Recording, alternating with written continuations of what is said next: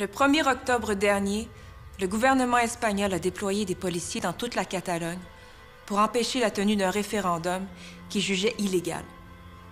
Ils ont attaqué et pris d'assaut des bureaux de vote, confisqué des urnes et violemment battu des citoyens. Quel crime ont-ils commis? Celui d'exercer leur droit de vote.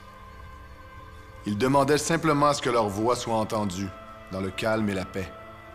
Ils voulaient affirmer démocratiquement leur droit à l'autodétermination.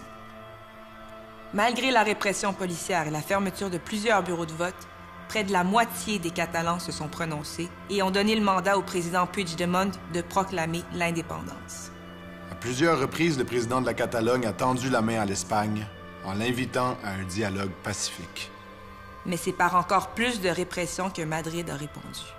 Se cachant derrière la Constitution espagnole, le président Mariano Rajoy a dissous le Parlement catalan et l'a mis sous tutelle. Il a ensuite fait arrêter et emprisonner des ministres catalans, les autres ministres et le président Puigdemont étant exilés en Belgique. Il risque une peine de plus de 30 ans de prison. Quels crimes ont-ils commis? Celui d'avoir organisé, démocratiquement, un référendum. Rien de plus. L'Espagne impose maintenant une élection en Catalogne le 21 décembre prochain pour remplacer le gouvernement qu'elle a congédié. Dans cette élection, les ministres catalans emprisonnés ne pourront pas faire campagne.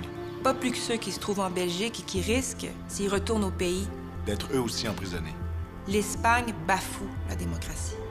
C'est comme si, en 1995, le gouvernement canadien avait rendu illégale la tenue du référendum québécois et emprisonné Lucien Bouchard, Mario Dumont et les ministres du gouvernement de Jacques Parizeau. Nous assistons à une grave violation des droits de l'homme que tous ceux qui ont à cœur la démocratie devraient dénoncer. L'Assemblée nationale du Québec, par une motion unanime des députés de tous les partis, a dénoncé l'attitude autoritariste et la violence employée par l'Espagne. Il est temps que le Canada en fasse autant. Nous interpellons aujourd'hui les parlementaires du Québec et du Canada afin qu'ils reconnaissent le droit à l'autodétermination du peuple catalan. Qu'ils dénoncent les actions antidémocratiques du gouvernement espagnol. Et qu'ils exigent, formellement, la libération des prisonniers politiques catalans. Soyons solidaires des Catalans. Exigeons le respect de la démocratie.